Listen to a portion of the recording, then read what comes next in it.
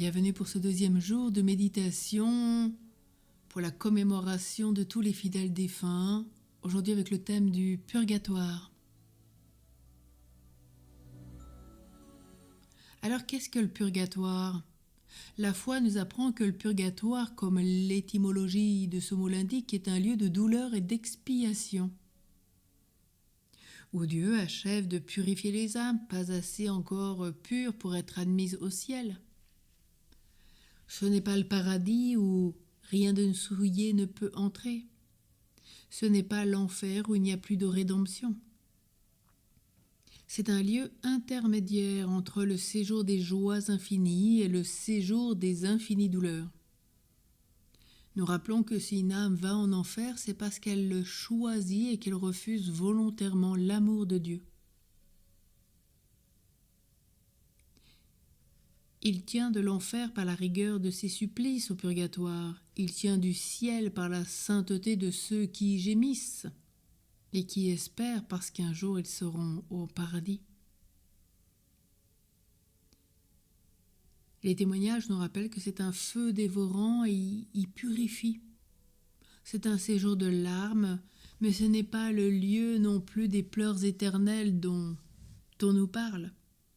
Le travail de purification terminé, Dieu appellera près de lui ces âmes qu'il a purifiées par la souffrance pour les associer à son propre bonheur. Le purgatoire, c'est donc une peine temporelle et il n'existera plus après le jugement dernier. Tel est le purgatoire, c'est là que souffrent et gémissent la plupart des âmes qui ont terminé leur pèlerinage ici-bas. Car l'entrée immédiate dans le paradis n'est le privilège que d'un petit nombre. C'est là que certains de nos parents, nos bienfaiteurs, amis sont peut-être encore. C'est là que nous-mêmes serons vraisemblablement un jour, et peut-être bientôt, et qui pourrait se flatter de mourir assez pur pour ne rien avoir à expier. Il importe donc de bien connaître l'état de ces pauvres âmes pour compatir à leur douleur et pour mériter d'être soulagés à notre tour. Alors pourquoi le purgatoire ? Lorsqu'une âme paraît devant le souverain juge, si elle est exempte de toute souillure, Jésus lui ouvre le ciel et lui décerne la couronne promise aux justes. C'est bien ce que nous rappelle le livre de l'Apocalypse.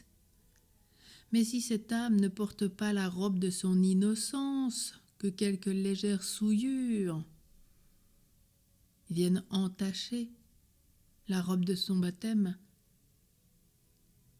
eh bien, que deviendra-t-elle ? Où ira-t-elle ? Que deviendront tant d'âmes pas assez pures pour monter au ciel, pas assez obscures pour choisir l'enfer ? Ne verront-elles donc jamais la face de Dieu ? Bénissons le Seigneur qui a trouvé encore un lieu de miséricorde pour concilier ce qui est juste en Dieu et sa miséricorde, en plaçant le purgatoire comme un jalon entre l'enfer et le ciel. Là, ces âmes s'épurent volontairement, nous disent-elles, celles qui ont témoigné et ont témoigné de ce purgatoire. Elles s'épurent comme l'or dans le creuset, là s'efface toute trace de péché. C'est bien Tertullien qui faisait allusion aux souffrances qu'on y endure, il les appelle les tourments de la miséricorde. Alors considérons donc que le purgatoire a sa raison d'être. Oui, il est nécessaire pour compléter la pénitence que nous n'aurons pas faite en ce monde, pour satisfaire à ce que Dieu attend de nous, et en méritant pour expier en vue d'une immense gloire. C'est une invention de la bonté du Seigneur que nous pourrions appeler, entre guillemets, comme une grâce d'un 8e sacrement, le sacrement du feu, par lesquels les âmes vivent réellement cette purification pour arriver à une pureté parfaite. Donc gloire La miséricorde divine qui sauve par le purgatoire ceux que nous avons aimés et nous fournit les moyens d'abréger leurs souffrances et de leur ouvrir le ciel. Un prêtre, un jour prêchant sur le purgatoire, terminait avant ainsi son instruction. Ces jours derniers, j'ai reçu la nouvelle que mon père venait de mourir. Étant éloigné de ma famille, cette nouvelle m'a brisé le cœur. Je n'ai pas eu le bonheur de l'embrasser pour la dernière fois. Je n'ai pas pu lui fermer les yeux de ma main qu'il aimait tant à baiser lorsqu'elle reçut l'onction du sacerdoce. Dans la peine que je ressens, dans la douleur qui m'accable, l'unique consolation que j'éprouve, c'est de pouvoir le recommander à vos prières et à vous tous qui êtes si bons et si indulgents pour moi.